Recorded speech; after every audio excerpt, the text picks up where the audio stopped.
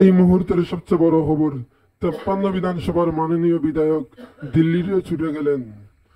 ধারণা করা যাচ্ছে যে উনি দিল্লি থেকে ফিরবেন সভাপতির পদ নিয়ে। কারণ আজ পূর্ণ হলো আশিস কুমার সাহার 2 বছর সভাপতির।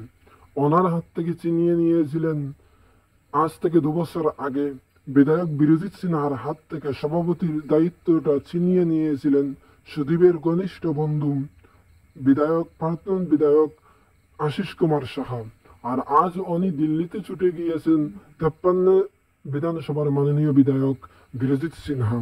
উনি দেখা যাক এখন দিল্লি থেকে ফিরে আসেন, সভাপতির পদ নিয়ে আসতে পারেন কিনা, এটাই দেখার অপেক্ষা রয়েছে বিরজিৎ সিনহার অনুরাগীরা। ধারণা করা যাচ্ছে যে 53 সিটির মাননীয় বিধায়ক বিরজিৎ সিনহা দিল্লিতে শুধুমাত্র সভাপতির পদ আনার জন্য, উনি তৃতীয়বারের মতো সভাপতি হওয়ার জন্যই উনি দিল্লিতে গিয়েছেন।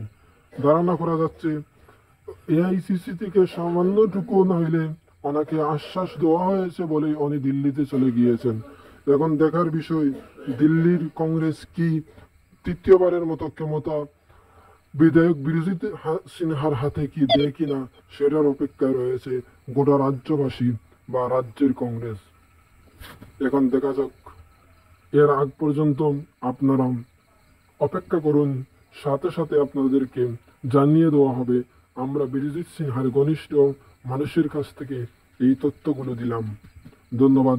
সবাই লাইক কমেন্ট শেয়ার করবেন এবং সাবস্ক্রাইব করে পাশে থাকতে পারেন, কারণ এর পরবর্তী সংবাদ আমরা সবার আগে ওনার ঘনিষ্ঠ লোকদের কাছ থেকে আপনাদের কাছে তুলে ধরব।